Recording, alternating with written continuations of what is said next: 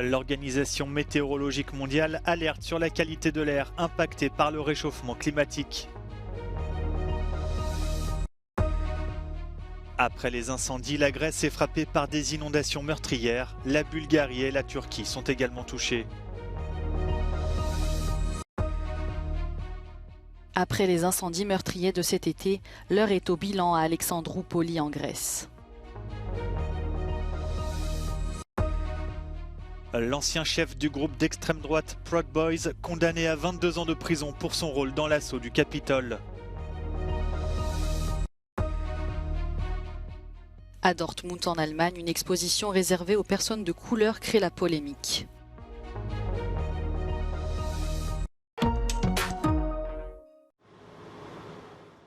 Quel est l'impact du réchauffement climatique sur la qualité de l'air ? Alors que la planète subit des vagues de chaleur de plus en plus fréquentes et de plus en plus extrêmes, l'Organisation météorologique mondiale lance l'alerte. Dans son dernier rapport, l'Agence des Nations Unies indique notamment que les hautes températures qui ont frappé l'Europe cet été ont entraîné des pollutions à l'ozone. L'OMM pointe également les conséquences pour la santé de l'homme et pour les écosystèmes de la fumée des incendies de forêt qui se sont multipliés ces dernières semaines en Grèce, en Espagne, au Portugal ou encore au Canada. L'Organisation météorologique mondiale appelle à lutter contre le réchauffement climatique et contre la pollution de l'air de manière commune et incite les grandes villes à se végétaliser. Si le changement climatique causé par les gaz à effet de serre provenant des activités humaines est une menace mondiale à long terme, la pollution de l'air, elle, est plus épisodique et plus localisée. Mais selon l'ONU, le problème est bien global. 7 millions de personnes meurent chaque année prématurément à cause de la mauvaise qualité de l'air. Les pays pauvres sont les plus touchés. Le dernier rapport de l'OMM a été publié à l'occasion de la Journée internationale de l'air pur pour des ciels bleus qui se tient chaque année, le 7 septembre.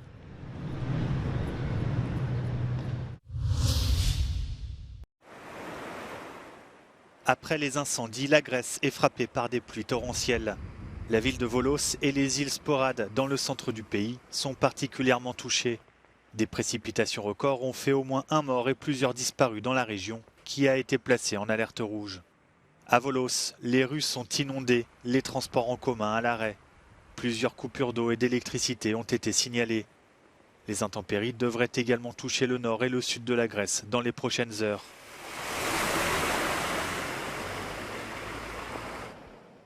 Des pluies diluviennes frappent aussi la Bulgarie voisine, notamment sur la côte de la mer Noire, où au moins 2 personnes ont perdu la vie. Gonflées par les pluies, des rivières sont sorties de leur lit, inondant les routes et forçant l'évacuation de plusieurs centaines de touristes. Le chef du gouvernement bulgare s'est rapidement rendu sur place pour superviser les efforts des secouristes et constater les dégâts. Rarement frappée par des inondations par le passé, la région voit ce type de phénomène s'accroître sur fond de dérèglement climatique. Des pluies torrentielles se sont également abattues sur la Turquie, comme ici à Istanbul, où au moins 2 personnes sont mortes. 2 autres victimes sont à déplorer à Kirklareli, dans le nord-ouest du pays.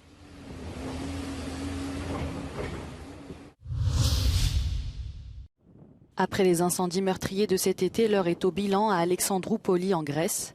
Située dans le nord-est du pays, la ville portuaire a subi d'importants dégâts. Considéré comme le plus grand incendie jamais enregistré dans l'UE, le feu a provoqué un désastre écologique et économique sans précédent. 48% de la superficie de la ville sont partis en fumée. Σιγά σιγά συγκεντρώνουμε από τις καταγραφές, τις πληγές μας, τόσο σε κτηριακές υποδομές, όσο σε επαγγελματικούς χώρους, όσο και σε επιχειρηματικές δραστηριότητες. Αντιλαμβάνεστε, δεν είναι μονάχα τα σπίτια, οι κύριες και οι δευτερεύουσες κατοικίες που κάηκαν, αλλά η φωτιά πήρε μαζί της και μια σειρά από εκτάσεις που συνδέονται με την παραγωγή, με τον πρωτογενή τομέα και όχι μόνο της Αλεξανδρούπολης. Déclaré le 19 août dernier, le feu a continué à brûler pendant 16 jours. L'activité touristique de la ville a été durement touchée. Les professionnels du secteur ont dû faire face à des milliers d'annulations et à l'évacuation des touristes et craignent désormais pour leur avenir. Υπήρξε πλήγμα στη φήμη του προορισμού. Η Αλεξανδρούπολη ήταν ένας ασφαλής προορισμός, ένας προορισμός εύκολος, οδικός για τα Βαλκάνια. Είμαστε στο κέντρο μιας αγοράς περίπου 50 εκατομμυρίων. Καταλαβαίνετε ότι αυτό το πρόβλημα που δημιουργήθηκε, αυτή η κατάσταση, ίσως θα κρατήσει και χρόνια μέχρι ο πελάτης να νιώσει ήρεμος, να νιώσει σίγουρος ότι θα έρθει και θα βρει αυτά για τα οποία ήταν στην Αλεξανδρούπολη. Για το πράσινο, για τον Εύρο, για τις θάλασσες, για την ασφαλειά της. Les commerçants de la ville font eux aussi grise mine. Nombre d'entre eux ont été contraints à la fermeture pendant plusieurs jours et leur chiffre d'affaires en a pris un coup. Φοβάμαι και για το μέλλον, γιατί εμάς ούτως ή άλλως είναι εποχικό το είδος. Ο Σεπτέμβρης χάθηκε. Ο μισός Αύγουστος χάθηκε. Πώς θα αναπληρωθεί αυτό? Κάτοικοι, καταστηματάρχες, επιχειρηματίες της εστίασης και του τουρισμού τονίζουν πως στην Αλεξανδρούπολη η οικονομική ζημιά είναι ανυπολόγιστη μετά την τεράστια περιβαλλοντική καταστροφή. Λένε πως τα πράγματα θα είναι δύσκολα όπως φοβούνται και για τα επόμενα χρόνια. Παρόλα αυτά ελπίζουν πως με τη βοήθεια του κράτους και τη δική τους μεγάλη προσπάθεια όλα τελικά θα πάνε καλά και η Αλεξανδρούπολη θα ορθοποδήσει εκ νέου.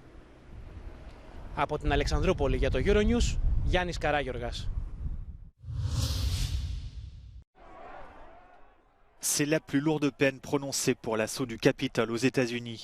Enrique Tarrio, ancien chef du groupe d'extrême droite Proud Boys, a été condamné à 22 ans de prison. S'il n'était pas présent à Washington le 6 janvier 2021, il est considéré comme le principal organisateur de l'assaut qui avait pour but de bloquer la certification de la victoire de Joe Biden à la présidentielle américaine. Plus de 1000 personnes ont déjà été arrêtées et inculpées dans cette affaire. L'ex-président Donald Trump est également visé par la justice.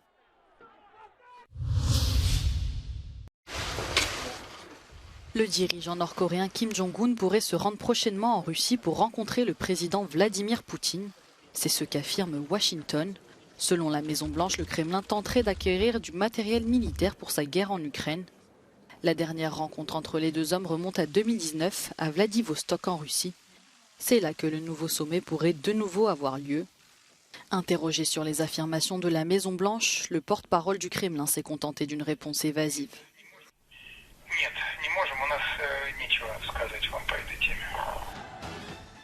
Washington a également dénoncé la visite fin juillet du ministre russe de la Défense en Corée du Nord.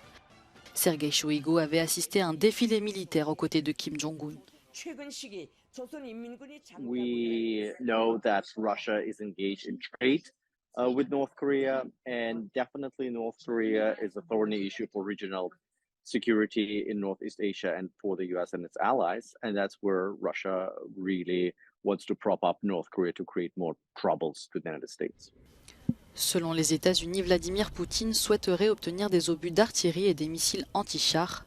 Le dirigeant nord-coréen chercherait quant à lui à acquérir des technologies de pointe ainsi qu'une aide alimentaire. Moscou a par ailleurs évoqué la possibilité d'organiser des exercices militaires conjoints. Toute rencontre entre la Russie et la Corée du Nord indiquerait que la stratégie occidentale fonctionne, assure à Euronews l'ambassadeur américain auprès de l'Union européenne. Selon Mark Gittenstein, le président russe a déjà perdu la guerre. For Putin to go to North Korea for arms is an indication that our strategy is working. You know, our export controls and sanctions have just knocked his military back to the 19th century. So he's going to another country that he would never go to otherwise to get military equipment. And to me, it's an indication of Putin's failure and our success. So meanwhile, when you see Vladimir Putin, the Russian president, this week with the Turkish head of state Erdogan threatening, saying that if you don't stop the sanctions, I will not sign up onto a new grain deal in the Black Sea, how do you react to that?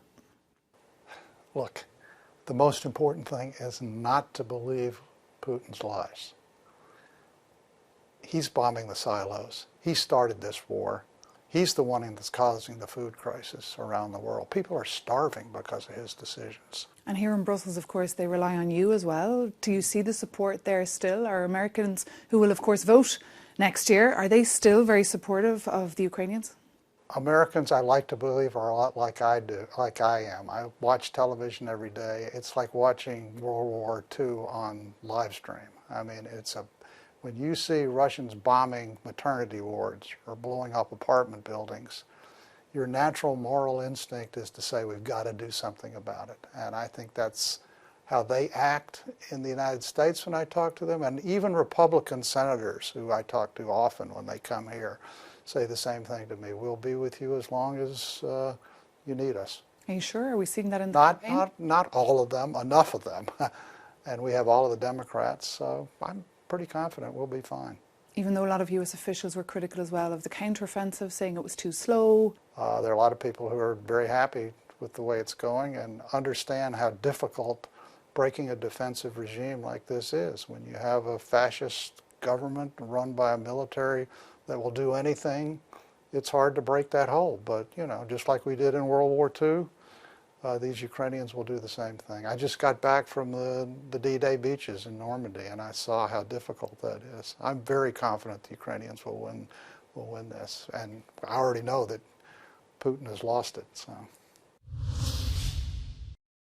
À Dortmund, en Allemagne, un musée est accusé de racisme anti-blanc.